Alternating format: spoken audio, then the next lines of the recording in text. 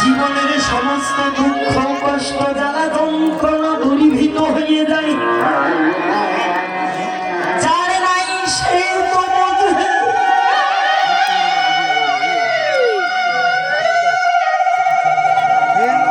মা যে কি ধন, মায়ের মতো গুরু আর কে পায় আছে।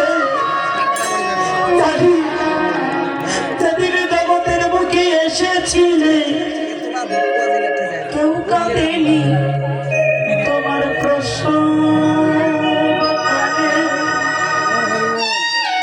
কেঁদেছিল, শুধু কেঁদেছিল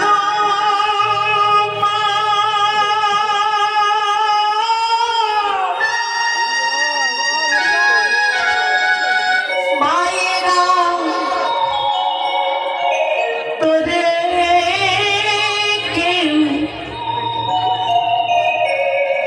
ব্যথা দিও না। মায়েরা তোরে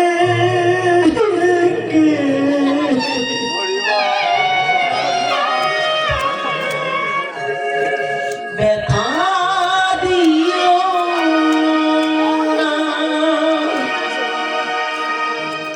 শ্রীরাম শ্রীরাম,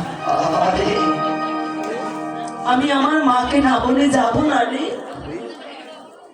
অনেকক্ষণ ধরে সেজে বুঝে ধরা পড়ে চূড়া পড়ে ধরা লেগেছে, ধরা পড়েছি। ধরাকে মা যশোদা আগের জন্মে ধরা দেখেছি। ধরা যিনি ভক্তির ডোরে ভগবানকে ধরতে পারে, সেই তো ধরা। যশোদার থাকে মতি, সে মা যশোমতী।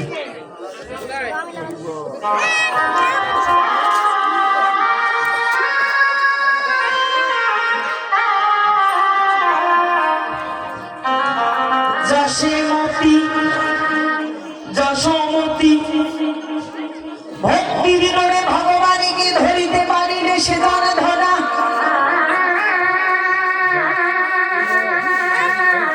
মা ধরায় যখন স্তনের বিনিময়ে ভগবানকে সেবা দিলে,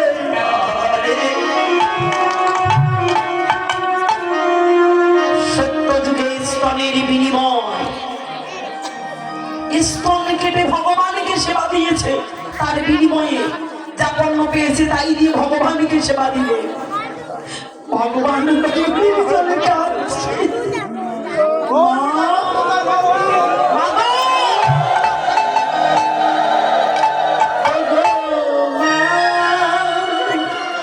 যে স্তনের বিনিময়ে তুমি আমাকে সেবা দিলে, একমাত্র গর্ভধারিণী মাই পাবে সন্তানের জন্য। বলো তুমি কি চাও? তোমাকে যেতে হবে না, আমি বলছি গোকুলেতে তুই হবি মা, আমি হব তোর নীলমণি। ননি খাবো চলো ধরিয়া। নয়নীর জলে কাঁদছে ভক্ত, আর ভগবান একাকার হয়ে গেছে।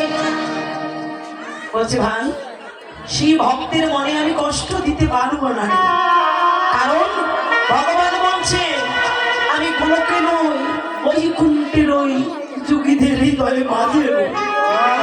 নারদীয় পুরাণে প্রমাণ করলে নাহম তিষ্ঠা, আমি বৈকুণ্ঠে ঢুকি চয় নাচর। তাহলে ভগবান বৈকুণ্ঠে নয়, গোলকে নয়, যোগী মুনিদের হৃদয় মাঝেও নয়। ভগবান বলছে আমি থাকি যেখানে আমার ভক্ত পদে পরায়ণ হয়ে অনন্য চিত্তের সহিত আমাকে ডাকে, আমি সেই ভক্তের হৃদয় মাঝে বাসর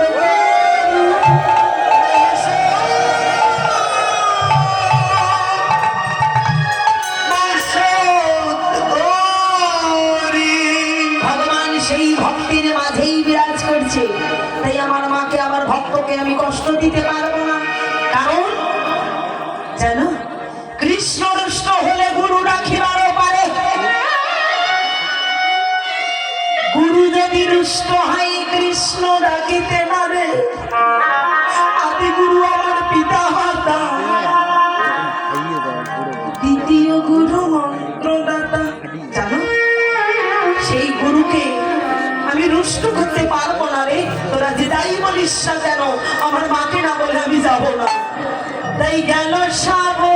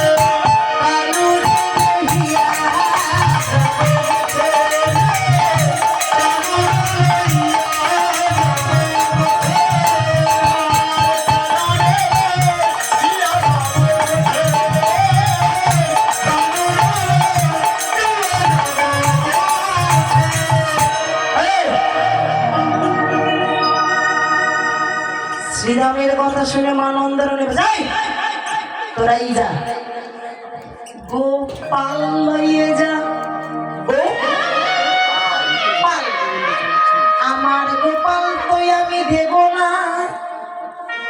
কেন? শ্রীরাম বলছে কেন মা?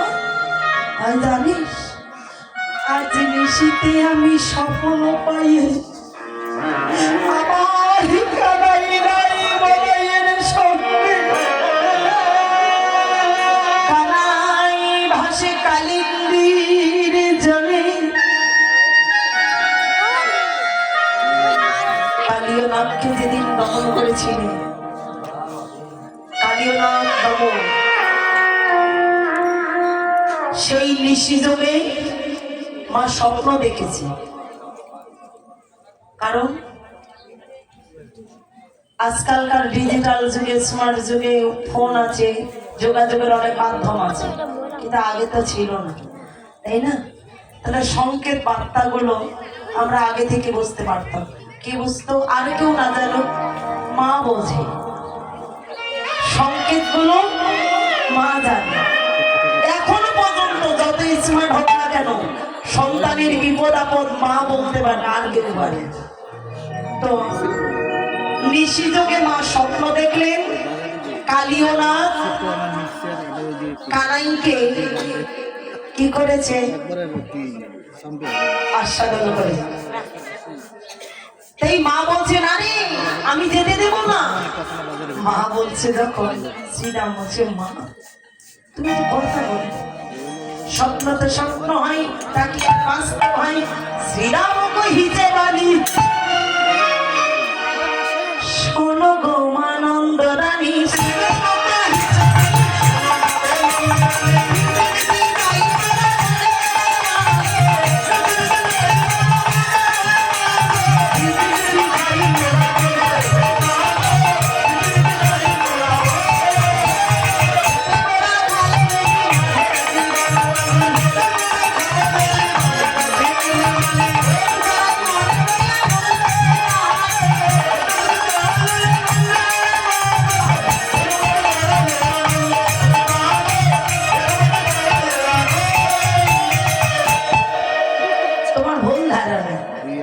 সবাই মিলে যখন ঢেউ চালায়, তোমার কানাই না ওই মাছ খানে দাঁড়িয়ে জানো, সেই মুরলীর ধ্বনি শুনে, মুরলীর ধ্বনি শুনে মন্দির আসে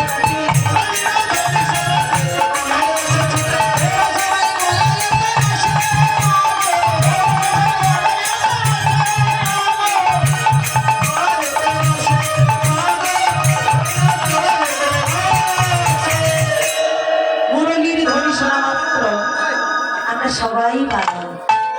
মা বলছার কেন কে কে আসবে জানো মা? রাধে রাধে। লীলা হয়তো আর বেশিক্ষণ নয়, স্বল্প সময়ে ছাড়তে হবে। সময় তো নির্ধারণ, কারণ সময় নদীর স্রোত, কার জন্য অপেক্ষা করবে করে না। তো আমার মনে হয় সময় আবার ফুরিয়েই যাচ্ছে। তো বলতে অনেক কিছু মন চায়, সময় নাই দেয়। কে দিচ্ছে না? সময় তো কারোর জন্য থেমে থাকে না, তাই সময় আমাকে আর সময় দিচ্ছে না, সময় আর সময় দিচ্ছে না। কেননা মহাজন বললে, আচ্ছা বলো, কৃষ্ণ প্রেমী যাদের আত্মহারা, কৃষ্ণ প্রেমী যারা আত্মহারা, সে কি সময় শেষই বোঝে গো? না, কিচ্ছু বোঝে না। তো যাই হোক, সময় হয়তো আমার আর 10 থেকে 15 মিনিট টাইম এতটুকু আছে, হয়তো বা 10 মিনিট আছে। এর মধ্যে স্বল্প সময়ে ছেড়ে দেওয়ার চিন্তা ভাবনা করবো। তো কৃষ্ণ কথা শ্রবণের নিমিত্তে আমি আমার পক্ষ থেকে পাঠালাম, যে যাহা পারেন দিয়ে দেবেন। এই বলে মা নন্দরানী জিজ্ঞাসা করছে কে আছেন। মা দেখিলাম প্রথমে আগে জন আসে, হঠাৎ করে একটা লোক এলো। লোকটাকে জানো? জানো না? জানো মা? ওই হামসে গয়ু চতুর্মুখে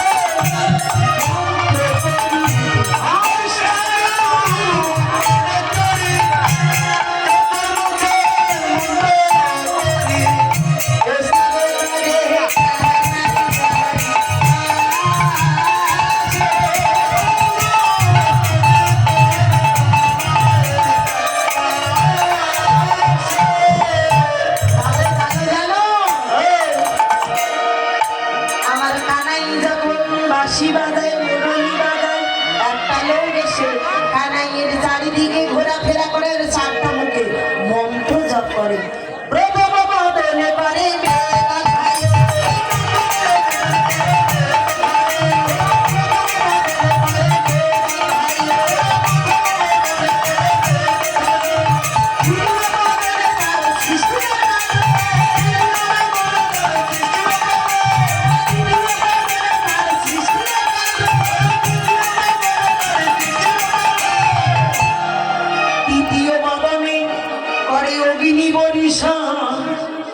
চতুর্থ বদনে বলে একেবারে ক্ষমা।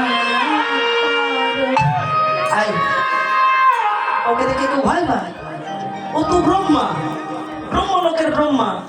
আচ্ছা ব্রহ্মা তো ব্রহ্মলোকে থাকবে, এখানে কি কাজ? কাজ আছে গো।